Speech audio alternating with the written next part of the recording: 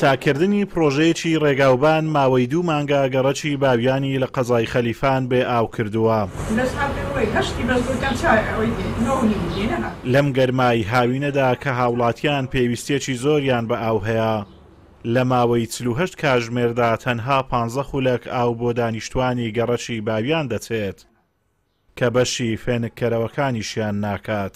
ئەو پرۆژەی کە هاتیتە بۆ خەلیفان قسەی خەلیفان ئەو زۆر ساید و ئەوانە ئەمە دەستخۆشیان لێکەین، بەڵام ناکرێ کەمتر خەمی بنوێنن لە بەرەوەی لە بەرامبەر ئەو خەڵکە فەقیر و هەژارێت، چونکە ناکرێت لە بۆ وەزعی بێموچەیی و مەعیشەتیان ناسۆڕێ و ڕۆژێک ناڕۆژێک خەڵک 10,000 بە ئاتانکەری ئاو بدا، دەبی بە زووترین کات بەخەم هەڵگرن بۆرەکان چارەسەرێکی لەو دۆزنەوە تێک بێخنەوە لەوەی ئاوی مەشروعی دابین بکەنەوە. 20 دقەیەک ناکە بەش هیچ ناکە، ئەتو بەشی بەردێک ناکەشەوێت تا بیانێت و بێری دەسەر بەردە 20 دقەی ئاوی تانکەری.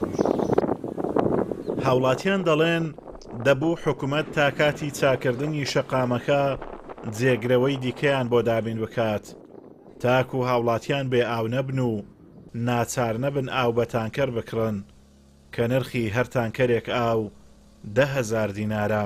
تقریبا 2 مانگە لەوەی ئەو ڕێگەوبانە چاکەکرێت کێشەی ئاون زۆر لە دروست بووە، یعنی ئەو ڕۆژێ ئاو دێتوو کە تەنچەکە هیچی ناچتە ناو دەبی بکڕی، ئەو مانگەی محەدە لەمە ئاون کڕیە لۆ هیچ شتێکی نییە، ئاو لە هەموو شتێکی پێویستە هاوینەوەیە، ئەو مارشنەوە کومبارشنەوە مۆبەڕیدەیە بە هیچ شێوەی ئاون زۆر خراپە ڕاستی.